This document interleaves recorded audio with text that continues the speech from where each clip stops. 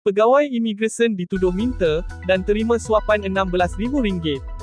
Ipoh, seorang pegawai imigresen mengaku tidak bersalah di Mahkamah Session Ipoh pada Isnin atas pertuduhan meminta dan menerima suapan berjumlah RM16,000 bagi membantu mempercepatkan permohonan program rekalibrasi tenaga kerja (RTK) 2 tahun lalu.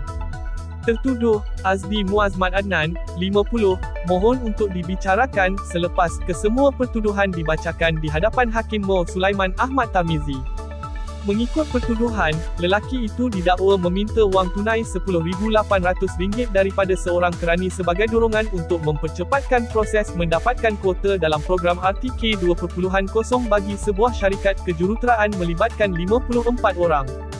Perbuatan itu didakwa dilakukan di pejabat syarikat berkenaan di Jalan Kamunting, pada 25 Julai 2023. Bagi pertuduhan kedua, bapa kepada 3 anak itu didakwa menerima suapan wang tunai sebanyak RM5,200 daripada seorang wanita berusia 33 tahun bagi tujuan sama di sebuah restoran di Ipoh Garden, dalam daerah Kinta antara jam 1 hingga pukul 2 petang pada 3 Ogos 2023.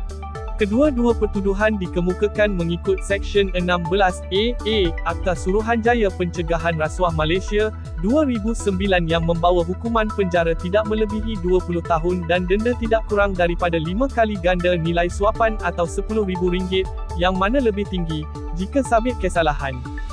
Bagi pertuduhan pilihan pula, tertuduh yang juga pegawai grade KP22 didakwa telah menerima barangan berharga, iaitu wang tunai berjumlah RM5,200 bagi tujuan sama di lokasi dan tarikh yang sama.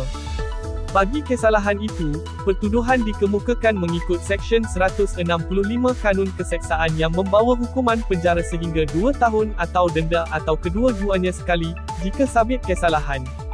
Pendakwaan yang dikendalikan oleh pegawai pendakwa SPRM, Syahrul Azwan Azali, mencadangkan jaminan berjumlah RM20,000 bagi kedua-dua pertuduhan berserta syarat bahawa tertuduh perlu melaporkan diri di pejabat SPRM Perak setiap bulan.